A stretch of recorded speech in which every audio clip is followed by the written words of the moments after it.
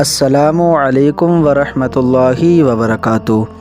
پیارے دوستو، اگر آپ بھی چاہتے ہیں کہ اللہ پاک آپ کی زندگی سے تمام پریشانیوں کو دور فرما دے تو اس ویڈیو کو ضرور پورا دیکھ کر جائیے گا۔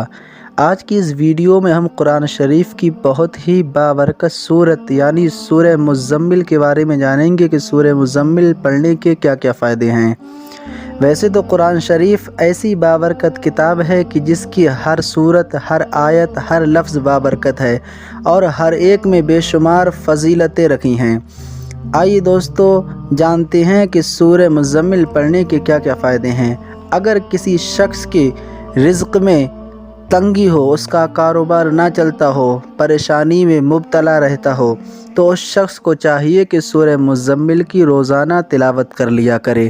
اللہ پاک اس کے پڑھنے کی برکت سے اس کے رزق میں برکتیں عطا فرمائے گا۔ اور ایک حدیث پاک سن لیجئے، انما الاعمال بالنیات، عمل کا دار و مدار نیتوں پر ہے۔ آپ کی جیسی نیت ہوگی اللہ پاک آپ کو ویسا ہی اجر عطا فرمائے گا۔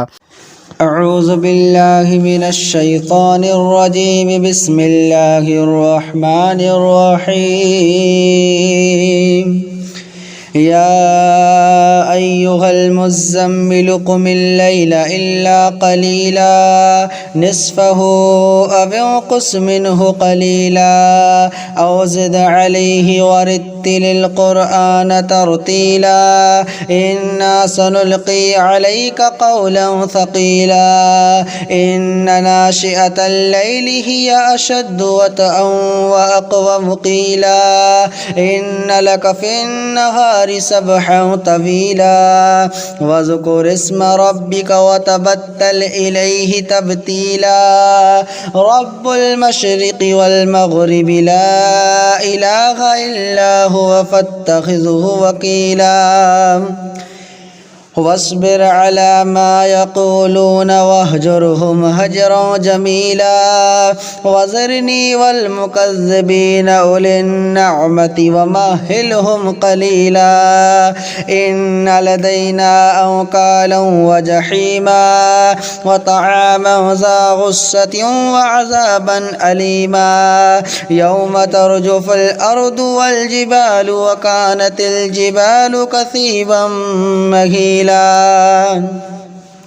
إنا أرسلنا إليكم رسولا شاهدا عليكم كما أرسلنا إلى فرعون رسولا فعصى فرعون الرسول فأخذناه أخذا وبيلا فكيف تتقون إن كفرتم يوما يجعل الولدان شيبا السماء منفطر به كان وعده مفعولا إن هذه تذكرة فمن شاء اتخذ إلى ربه سبيلا إن ربك يعلم أنك تقوم أدنى من ثلثي الليل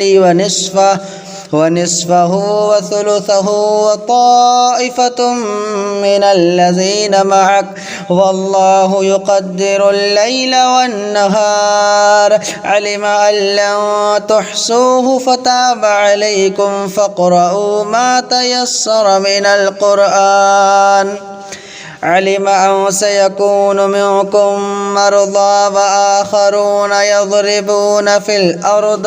الأرض يبتغون من فضل الله وآخرون يقاتلون في سبيل الله فاقرؤوا ما تيسر منه وأقيموا الصلاة وآتوا الزكاة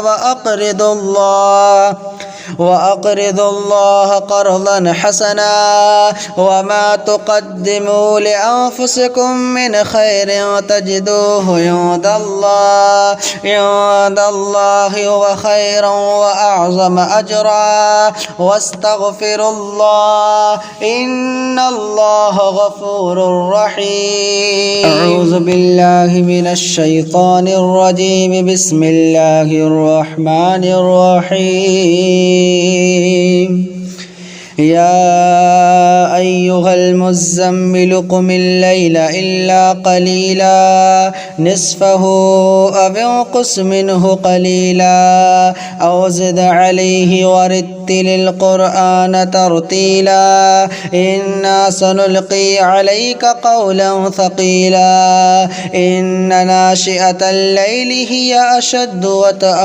وأقوم قيلا إن لك في النهار سبحا طويلا واذكر اسم ربك وتبتل إليه تبتيلا رب المشرق والمغرب لا إله إلا هو فاتخذه وكيلا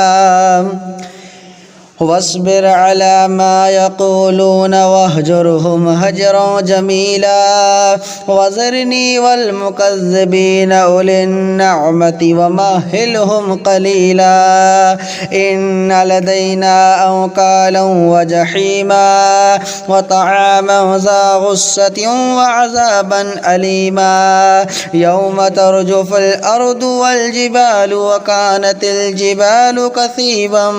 مهيلا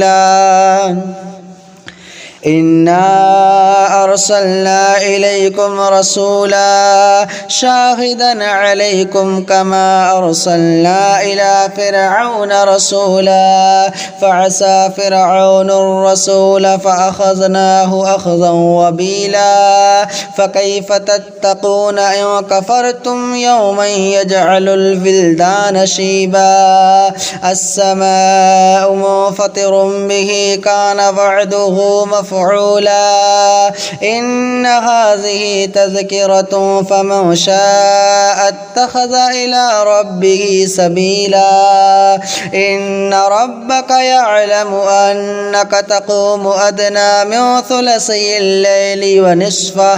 ونصفه وثلثه وطائفة من الذين معك والله يقدر الليل والنهار علم أن لن تحصوه فتاب عليكم فاقرؤوا ما تيسر من القرآن علم أن سيكون منكم مرضى وآخرون يضربون في الأرض يبتغون من فضل الله وآخرون يقاتلون في سبيل الله فاقرؤوا ما تيسر منه وأقيموا الصلاة وآتوا الزكاة وأقرضوا الله قرضا حسنا وما تقدموا لأنفسكم من خير تجدوه عند الله هو خيرا وأعظم أجرا واستغفروا الله إن الله غفور رحيم.